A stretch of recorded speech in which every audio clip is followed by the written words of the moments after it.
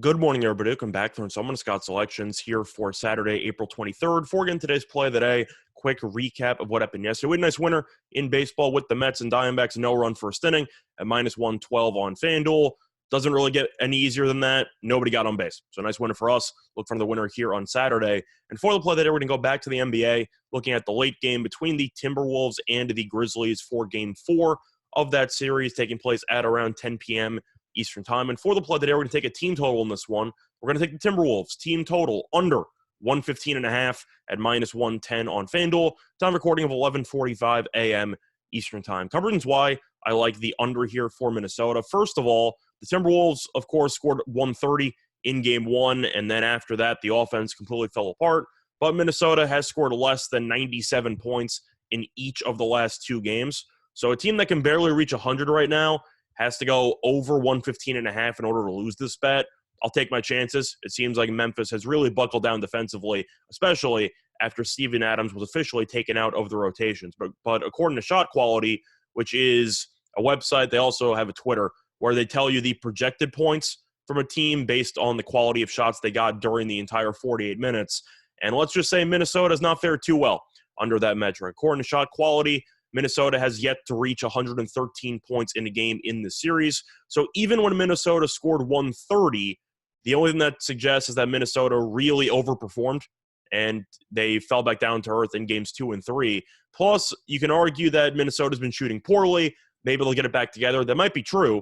The issue is that they're also extremely careless with the basketball, because Memphis during the regular season ranked third in the league in turnovers forced per game, and Minnesota has averaged at least 17 turnovers in every game in the series.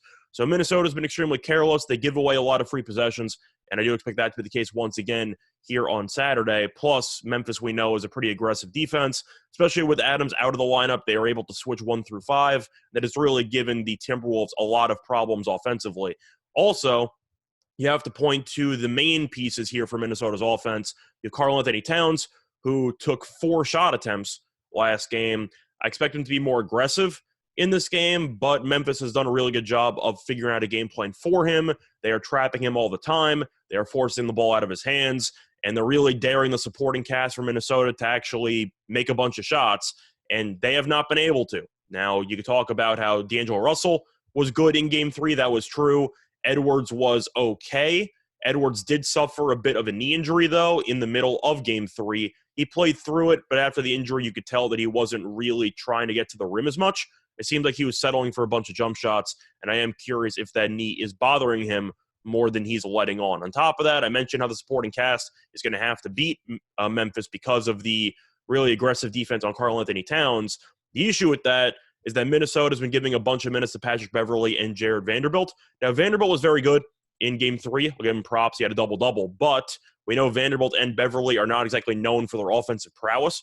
So if they're both going to be playing 30-something minutes and you're going to be forcing the ball out of Towns' hands, if you want to give Beverley and Vanderbilt about, I don't know, maybe 20 shots combined between the two of them, or if that's a little bit too much, maybe 18 shots between the two of them, I'll take my chances. But if Cat's not going to go for 30-plus and Edwards has a bit of an injured knee, I really question how Minnesota is suddenly going to go back to scoring 116-plus points when they can barely reach 100. But Jenkins, the coach for Memphis, has done a great job in the series. We know Finch has not. We know Finch has really had a hard time of cracking the code to Memphis's defense, which is why you have seen the Timberwolves really struggle offensively at various points. If you want a fun fact, the Timberwolves have scored less than 20 points in 4 of the last 7 quarters in this series. So Memphis has a gear defensively. Minnesota appears to not have that gear offensively. And unless they shoot the lights out, I believe they'll probably finish somewhere in the hundreds. But 115.5 for a team that has not even reached 97 in the last 2 games is kind of ridiculous. And I'm going to take the value at the unders. The play that once again here for Saturday, April 23rd is going to be on the Timberwolves team total under 115.5 at minus 110 on FanDuel. Bye, everyone.